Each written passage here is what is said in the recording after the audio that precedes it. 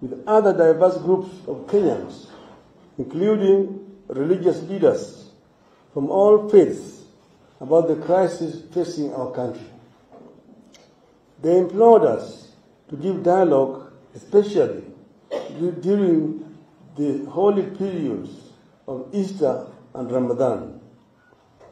It is in this context that we agreed to call off the protests and give dialogue a chance. We are guided by the words of the late John F. Kennedy, who said, and I quote, "Let us never negotiate out of fear, but let us never fear to negotiate." Quote. We go into these negotiations holding the firm belief that our cause is just, our intentions are pure, and our goal is patriotic. We go into these talks convinced that some issues, in particular lowering the price of food, is urgent, can't wait, and does not even need the talks. Opening of the servers is not negotiable.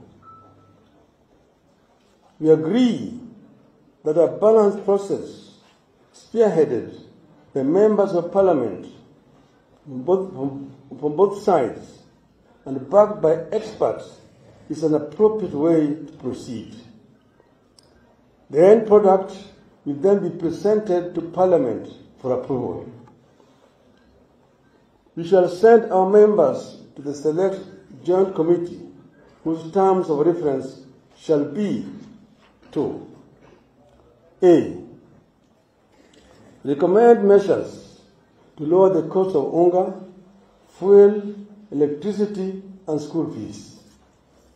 B. Conduct a review and forensic audit of the servers used by the IEBC before, during, and after the 2022 presidential election. C.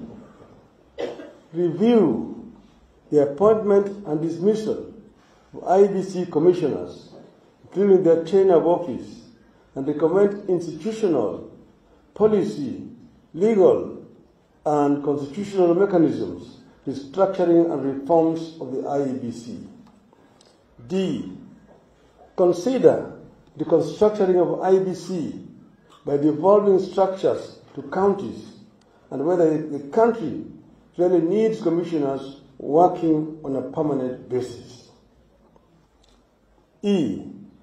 Recommend legal, policy, and institutional reforms to strengthen and improve the electoral system and processes to entrench a culture of free and fair elections administered in an impartial, transparent, simple, accurate, verifiable, and secure system. F. Review the circumstances that led to the dismissal of the IEBC commissioners, commonly known as the Cherera Four, and reinstate them in office. G. Review and recommend changes in the law that will entrench party discipline, fidelity, by 1. Requiring MPs who cross party lines after the elections to seek a fresh mandate from the electorate.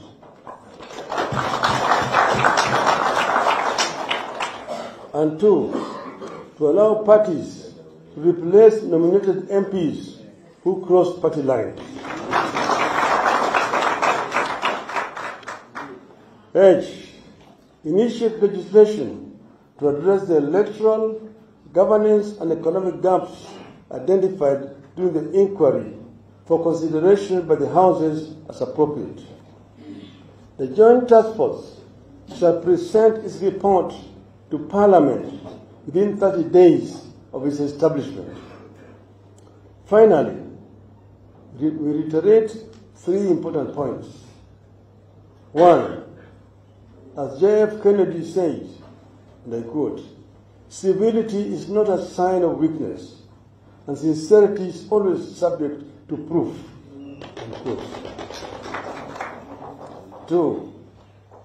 The rights to assemble, demonstrate, petition, and speak are ironclad as provided for in our Constitution. 3. We reserve our right to call for demonstrations should this process not bear fruit. Should there be no meaningful engagement or response from Kenya Kwanza, we will not hesitate to mobilize Kenyans to demand their rights within the framework of Article 37 of our Constitution. We are driven by the concern that in spite of the 2010 Constitution, our political culture retains a winner-take-all system. This is what has clearly been demonstrated by the older regime. This monopoly of power, by hook or crook, by the party in the State House, can only be rectified with a thoughtful, deliberative process involving all Kenyans. We need a proper constitutional review to cure the governance defects in the 2010 Constitution and remove the last vestiges of an imperial presidency. In our dialogue with Kenya Kwanza, we'll be putting this matter on the table. Thank you, and God bless Kenya. Thank you.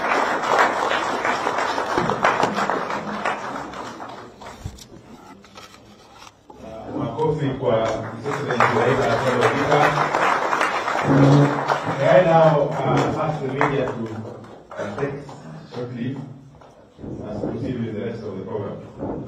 And in the same breath,